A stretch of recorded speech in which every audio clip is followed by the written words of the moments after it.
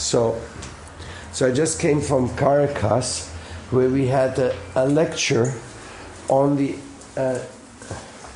sum and substance of. Is the room locked upstairs? Yes. On the sum of substance of freedom, and this is a very practical issue, a very relevant issue, because freedom is practically a topic which is a political issue, but it's also a psychological issue, because you can have like certain kind of imprisonments by mental pressures, no? Like when people force you to do something in your life which you don't really want to do, but there's many type of peer pressures or family pressures, prestige pressures, conception pressures, competition pressures. There's so many types of pressures, and all these pressures, they directly attack what we may call freedom. And freedom is something like a fruit.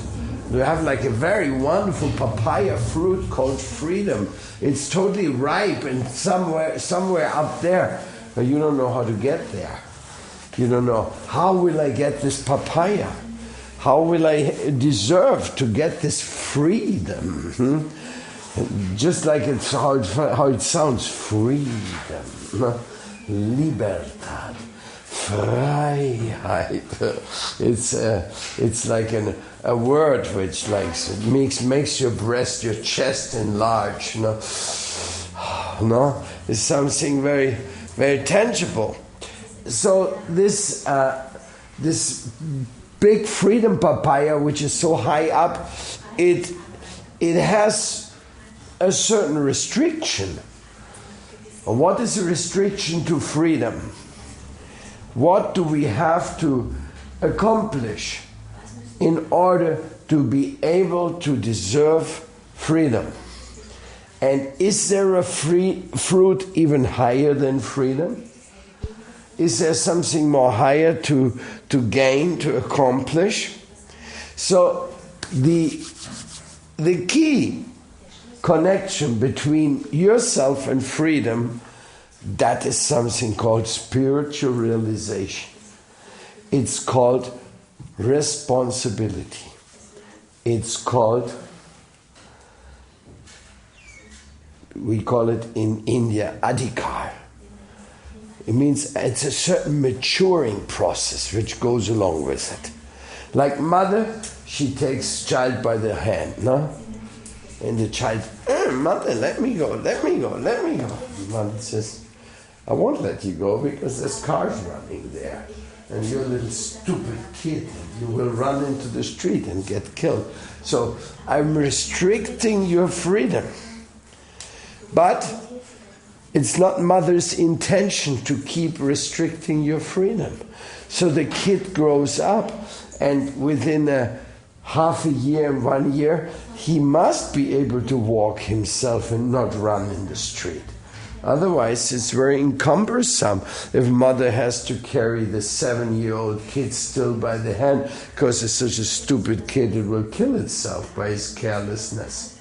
So the restriction on our freedom from our lack of responsibility, it is not actually a repression on our freedom. It is actually an evolutionary subject, which we may call educational evolution, so that we may grow up and be able to embrace further and further enlightened stages of responsibility. Now, that's a very good understanding of how responsibility and freedom interrelate with each other. But you can extend this now to things like spiritual thoughts, spiritual goals, which you set yourself. You can also extend it to the freedom of speech.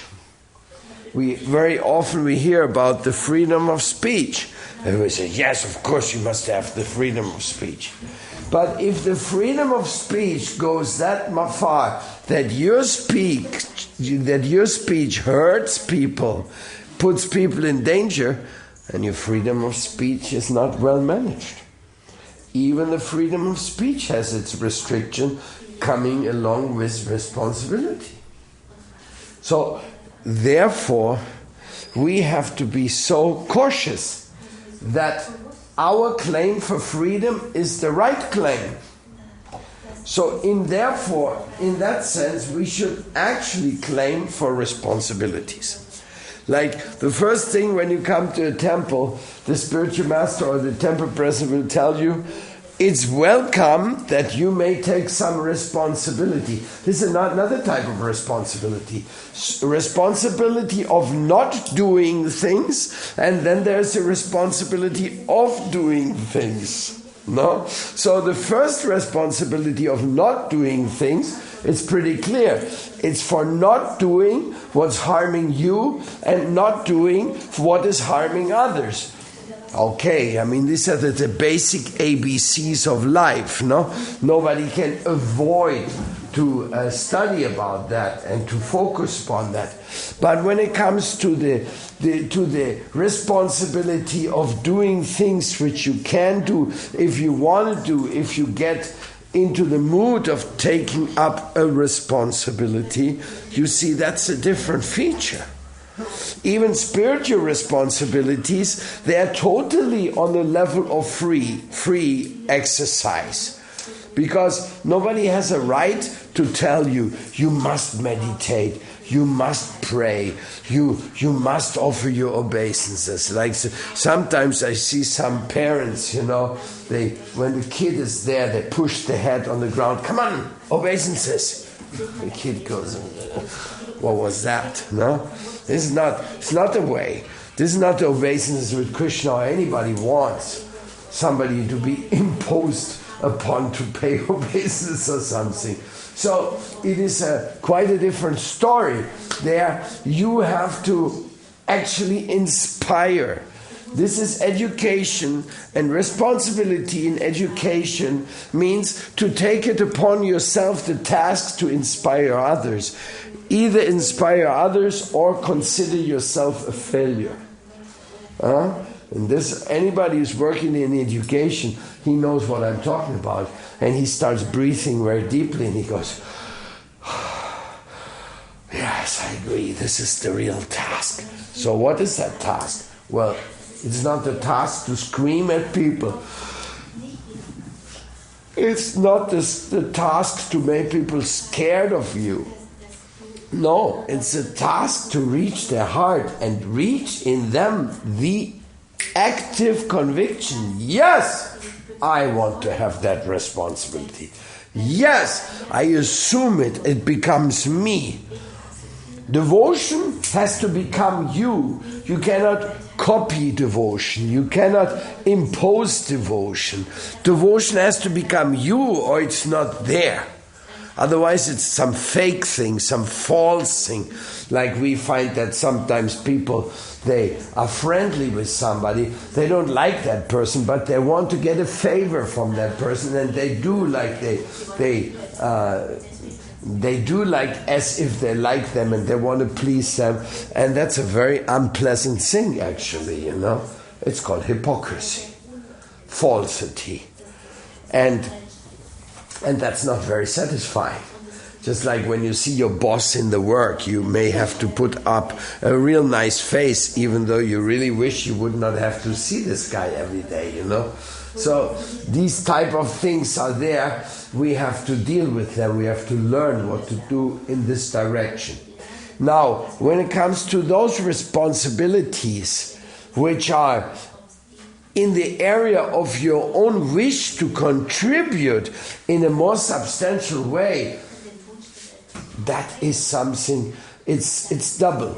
You accept responsibilities you accept the responsibility to convey the responsibilities necessary to accomplish a certain task. In other words, we're talking about groups, no? Talking about family, joining together, talking, deciding, doing things. So when you accept the responsibility to teach responsibilities, not to impose responsibilities, then you're actually becoming a mature person. Then you can reap the fruit of responsibility. What's the fruit of responsibility?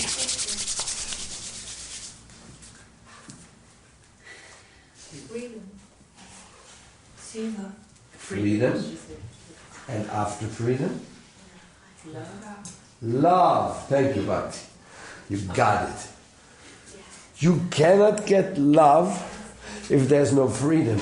You cannot get freedom if there's no assuming responsibility. And if there's no sharing or conveying responsibility to others. Because in a relationship, that's what the mother does. Mother's job is to convey to the child, you're born to accept responsibility and to convey responsibility. Because as a social interaction with society, we always have to convey something. That's why we got a mouth. And we also got an ear, so that we can hear what is to be assumed. In other words, we are interactive models. Got it? You're not just like put out here like an automat. You're not a drone, God's sake. Hopefully. You're not dropping bombs on people who you don't even know. You have nothing to do with. You're not a drone. You're something very lively and very dynamic and very fantastic. You're individual units of consciousness. And those individual units of consciousness, they need freedom. And they need to understand what is responsibility in order to share this with other units. In other words, they can interact with speech. Hearing and speaking is Shravanam, Kirtanam, Vishnu. It's a fundamental principle of interaction at all, and a fundamental principle of devotional transmissions, transactions. So this is the entry to love.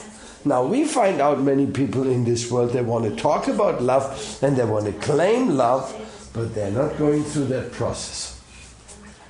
And they're a failure.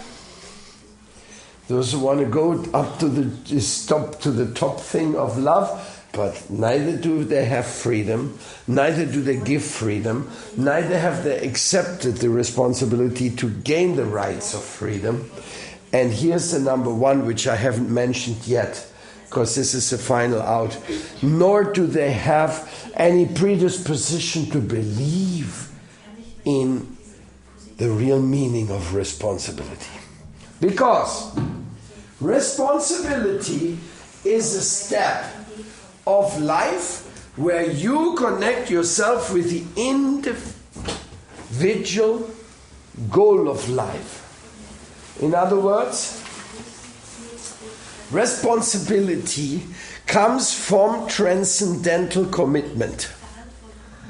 If you do not see a spiritual commitment, a transcendental commitment in life, then the word responsibility means hierarchical dictatorial impositions for practical accomplishments. Something like,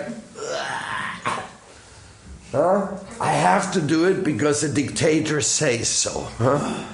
Oh, we have to do it because the laws of nature dictates us that we have to behave this way. It doesn't make much meaning. It doesn't have any higher sense. We are here just on the area of survival. We obey, bow down to a certain procedure.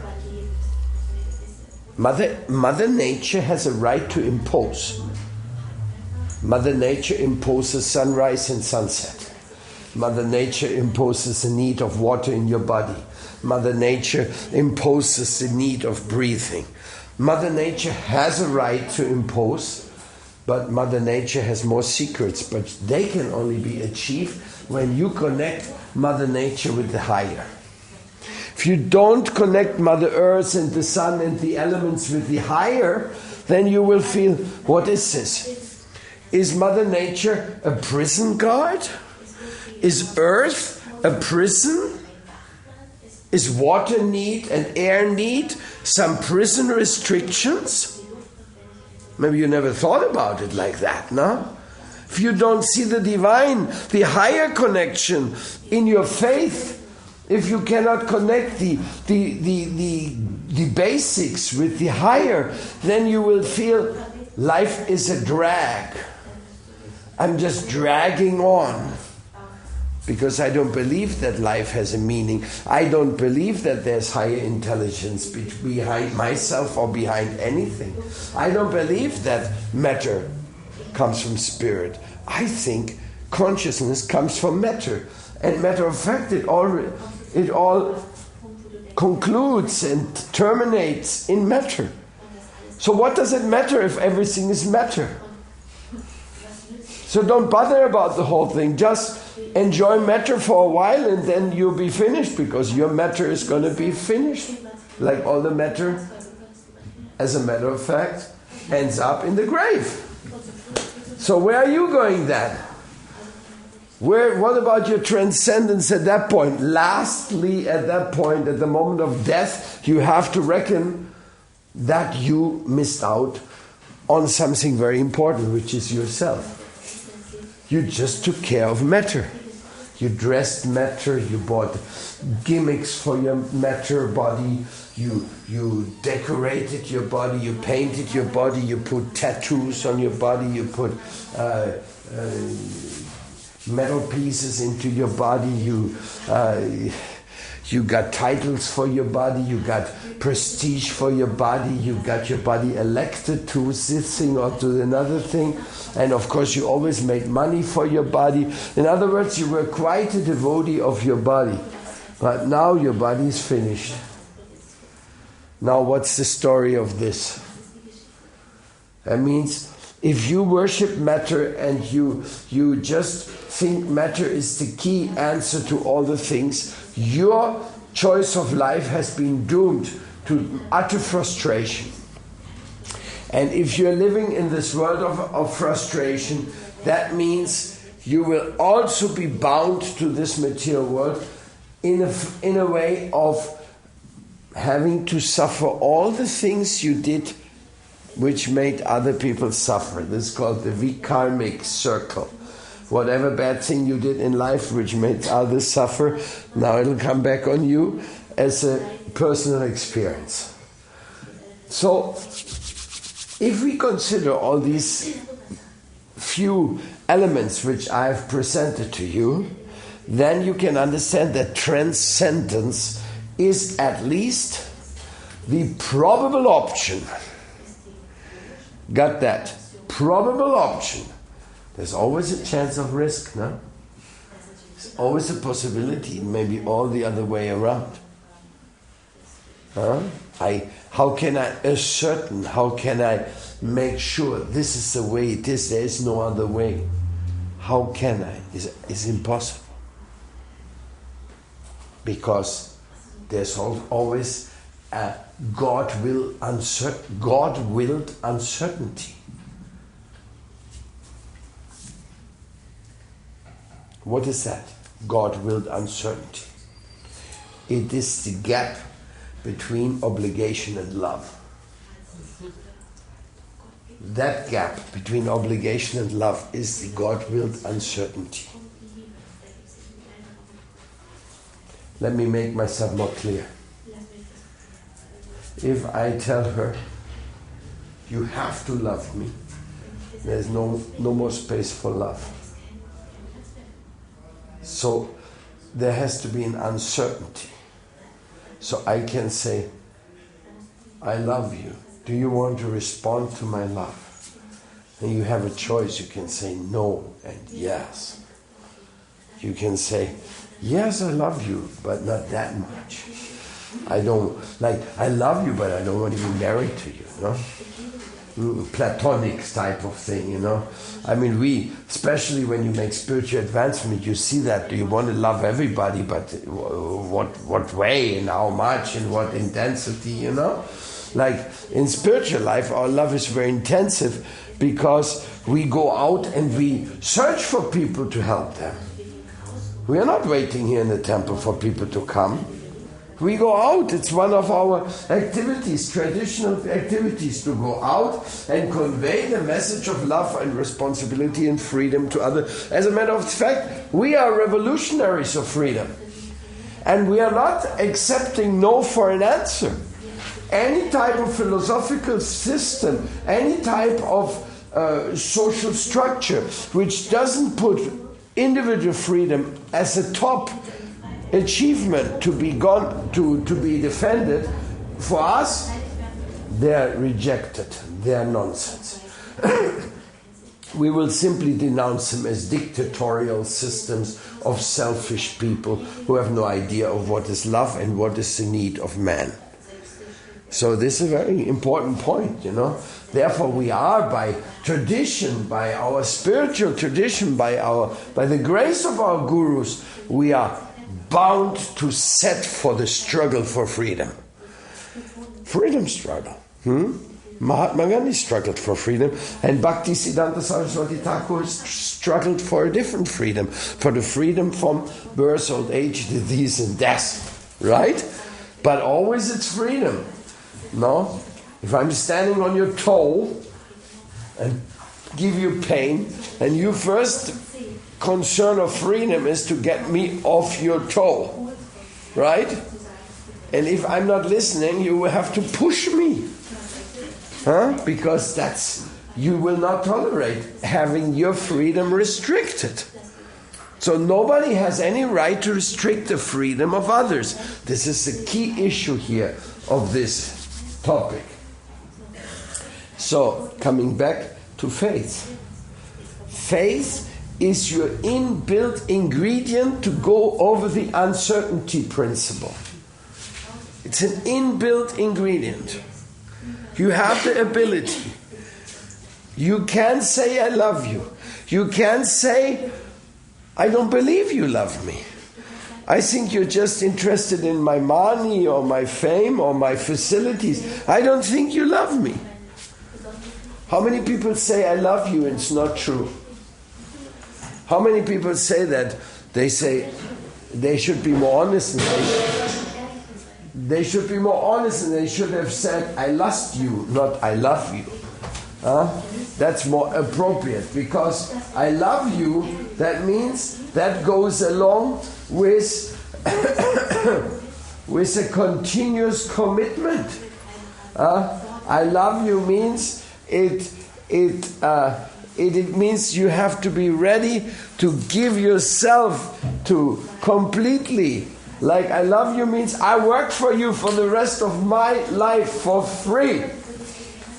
Huh? Did you say that? Did you mean that? Are you going to work for me for the rest of your life for free? Is that much that you love me? Huh? So you see, this love thing and this uncertainty principle is a very important thing. Now you can also apply that in your relationship with the Supreme. What about the Supreme? Does he love you? Do you love him? How much uncertainty of his existence is there? Like you say, I love you, I don't believe you're there. Now this is a strange thing, no? What do you mean you don't believe I'm there? Here I am. Yeah, but I don't know how long you are there with that attitude.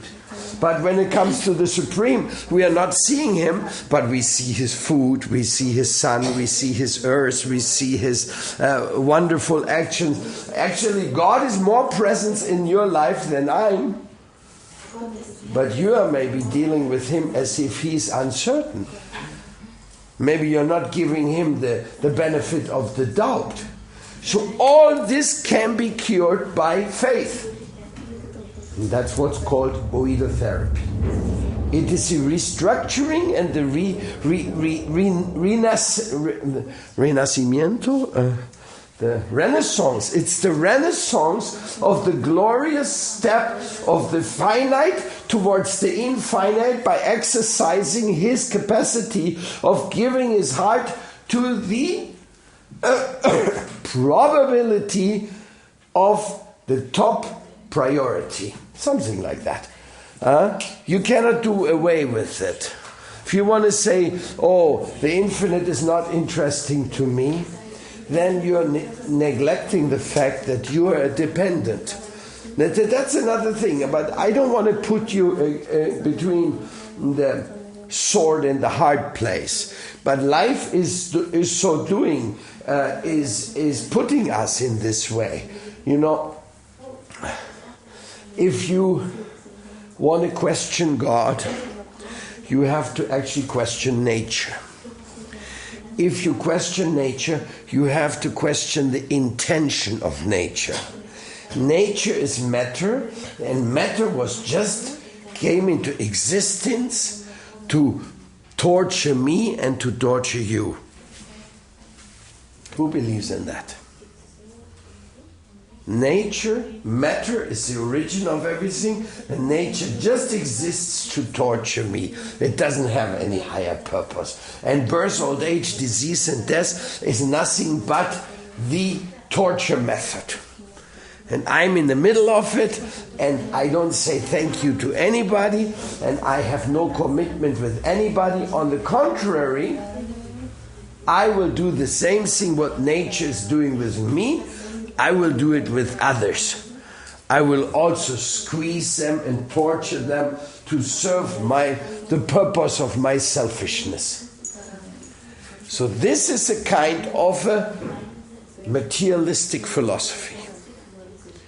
It's very painful to say so, but the mafia believes in that philosophy. The World Bank believes in that philosophy. The universities who teach materialism, they believe in that philosophy. The weapon industry surely believes in that philosophy. The consumer society believes in that philosophy. The pharma industry believes in that philosophy. The mega miners who are making the mega mines all over the world, they believe in that philosophy. In other words, this nasty, totally rotten philosophy, which is giving them the justification of being as bad as they are, is that narrow-minded exclusion of the possibility, of the probability of the divine intervention in our life. Matter is not unconscious. Matter is a manifestation of greatest of all mothers called Mother Earth. Mother Earth, Mother Nature. And all the opulence and all the things she has done for us, including creating an environment of our personal criteria, of our personal evaluation and extraction of information for the sake of coming to conclusions. All that has been provided by Mother Dearest, dearest Mother Nature. And she is an expansion of the divine love power, which is beyond everything, waiting for you to connect. How you connect? You connect by faith. You connect by saying, yes, I'll be your devotee.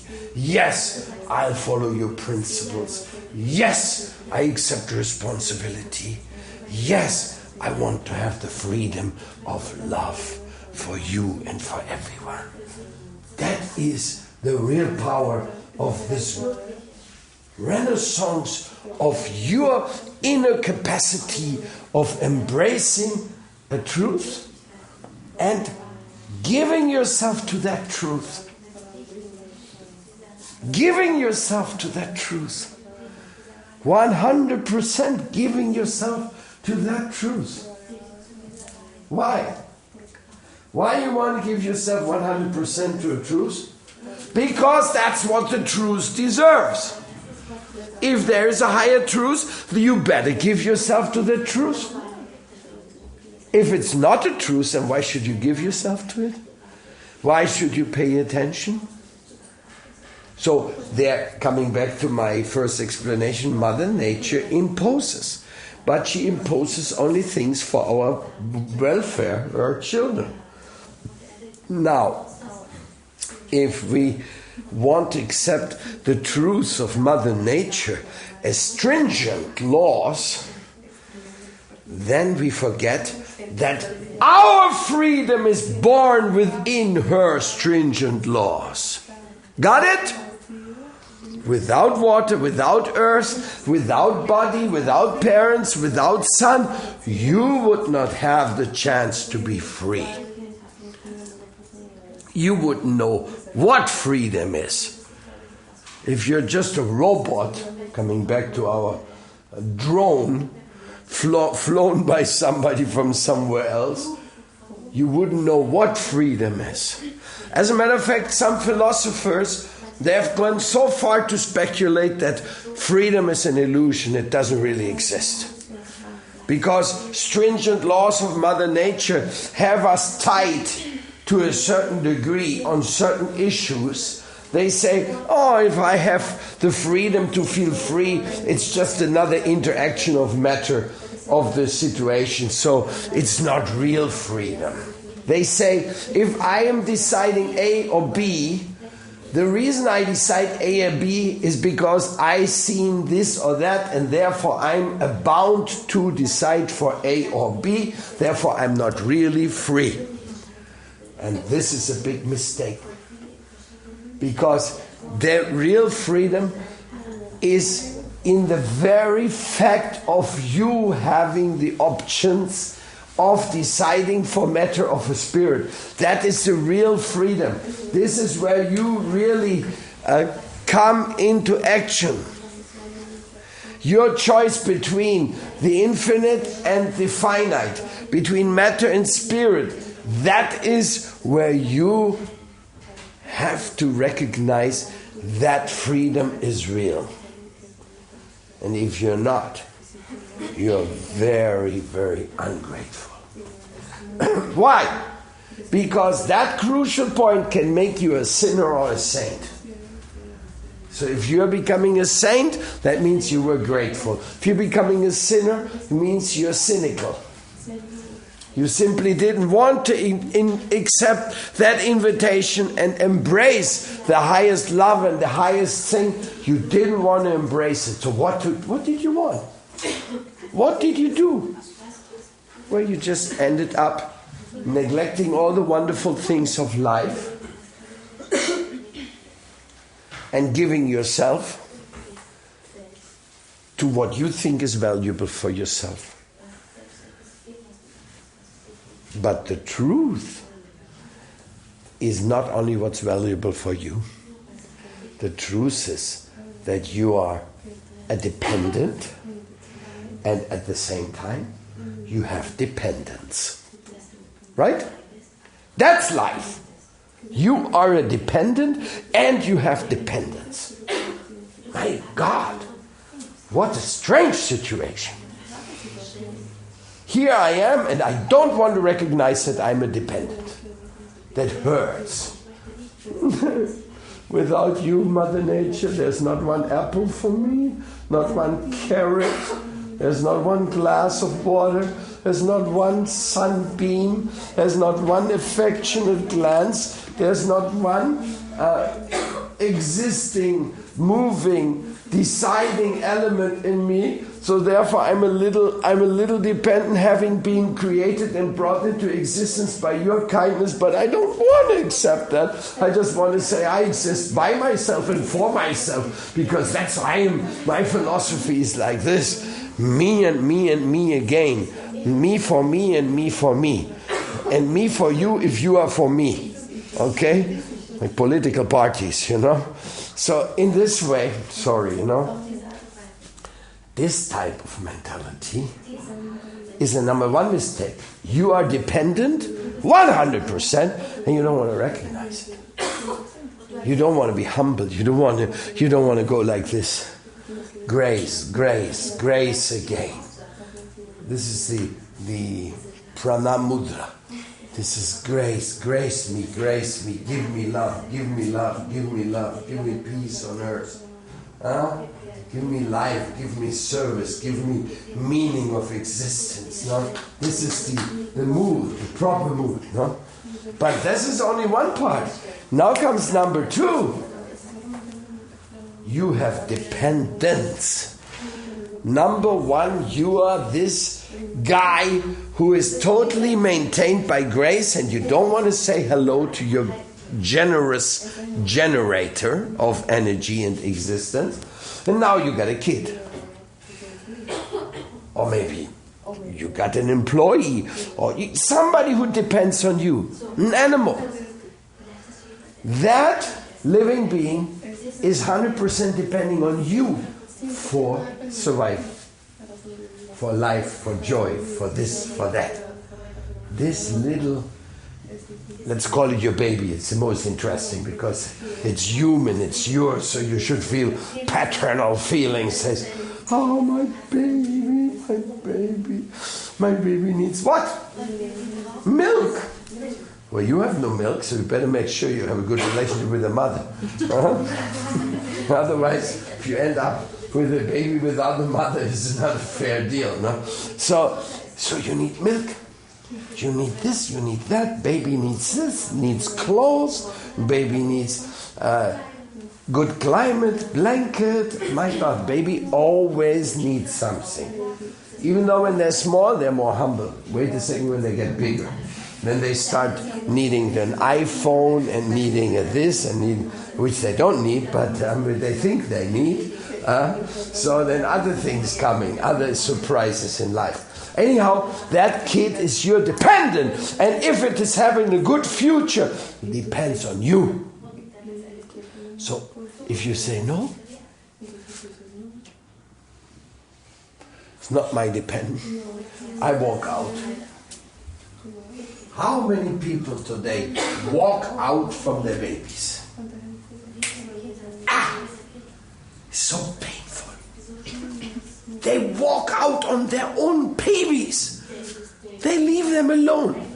No money, no care, no love, no affection, nothing. Why? Because they're busy taking drugs, busy making money for their own joy, whatever nonsense they may invent. That's very tough. So it's like if you don't recognize you're dependent, means you become ungrateful. If you not recognize that you have dependence, you become cruel. You're becoming a real bastard. You're becoming somebody who is losing his human form of life while still in the body. He is in a human form of life, but his mentality is far deeper than human. And he will get that reaction in the law of karma. It's definitely, I just listened to a class of Prabhupada today. He said, yes, the slaughterhouse is horrible. But he said, everybody who was being slaughtered in a slaughterhouse was one who slaughtered before. Oh my goodness. Dear slaughterer, dear butcher, if you know what the Vedas say, you better change your life today and pray and pray and pray and pray and pray and pray. Because you are bound to be born many times to go into these butcher houses for all the money you made by killing innocent beings, torturing little calves in boxes for making real things like that. It's not going to go by unnoticed. In other words, if I'm a compassionate person, I will tell a butcher, hey, you better watch it, you know. You don't know what the hell you're doing. You think you can do it because many other people do it also, no? No. And so, in other words, having a dependent is a very special grace that Mother Nature has given to us. It has given us a chance to both be and to be maintained. Imagine that. To be, to maintain and to be maintained. And you are maintained so that you may maintain. You see, this is one way of saying thank you to Mother Earth. That all the love you get from your mother and father, now you're giving to your children. In other words, it's not only about responsibility. There's something more than that. I know it's not easy to digest. What is there more than responsibility? It is, you have to be first class.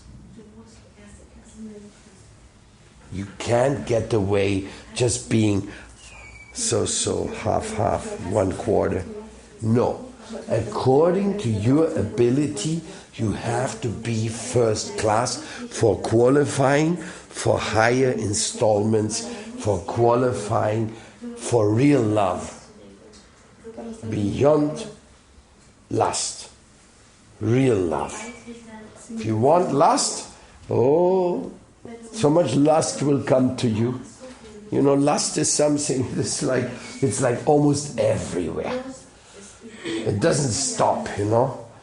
It's shameless, it's hopeless, it's lust. Just like I heard one lecture of Prabhupada this morning, very funny.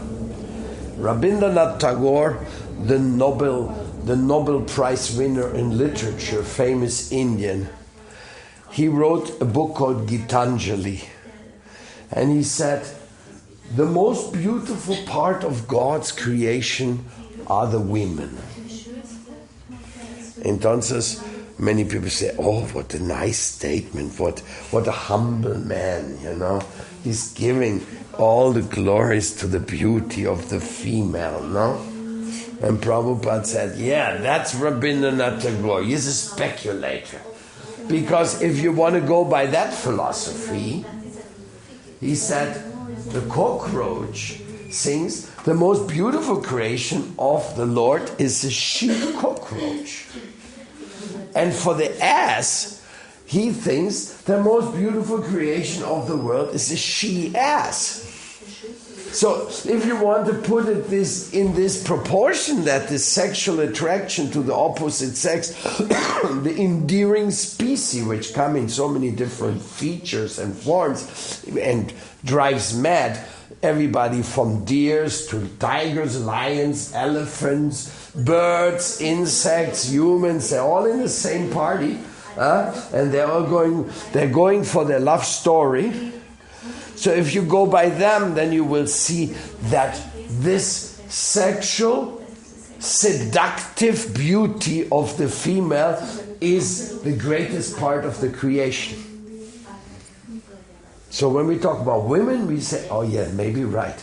But when I say about female asses and female hyenas and female cockroaches, I don't think you agree that that's the greatest creation of God.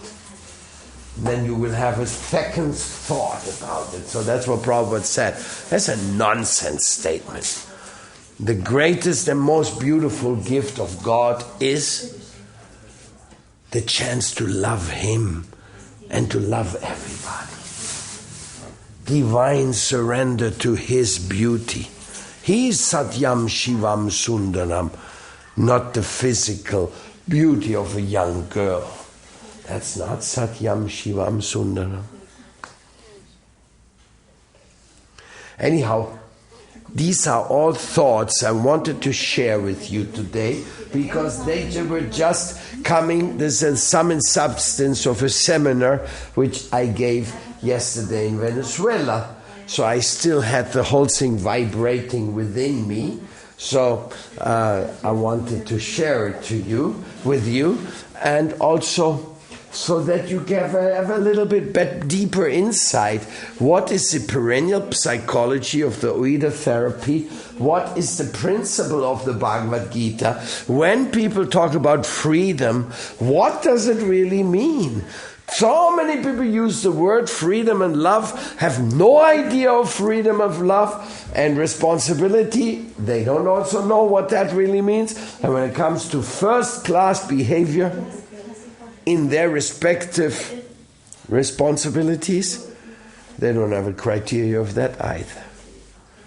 So, but deep down inside of you, fresh like the morning dew, lies the appreciation of the divine, which is part of you, because your soul is fine. Finest quality of divine substance called Antaranga Shakti. The Antaranga Shakti is the spiritual energy of love. But you, because of your conditioning, have been situated in the Tatashta Shakti. And you can become enamored with the Bahiranga Shakti, the material energy. And when you're dragged down into the material energy, then you lose your appreciation of the Antaranga Shakti. Therefore, you have to learn to surrender to the divine in such a degree that the Antaranga Shakti will again become your spiritual guiding principle and taking you to the life divine of service, the life divine of your existence, as a very ecstatic, your existence as a very grateful and compassionate being. So now I will give chances for your questions and answers, because this is kind of a resume for not overdrawing it into too many other fields. Any questions here? Shishi Guru Guranga Radha Gandharvika Govinda Sundaram Ki Jai. Still missing a few details in our beautiful altar. I will make a special prayer to Ambarish. I pray to you.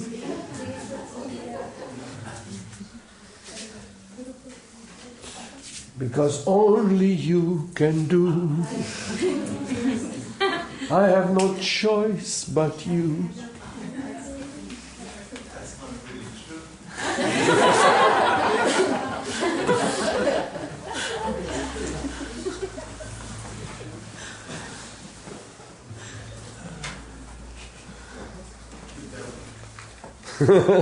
Any questions?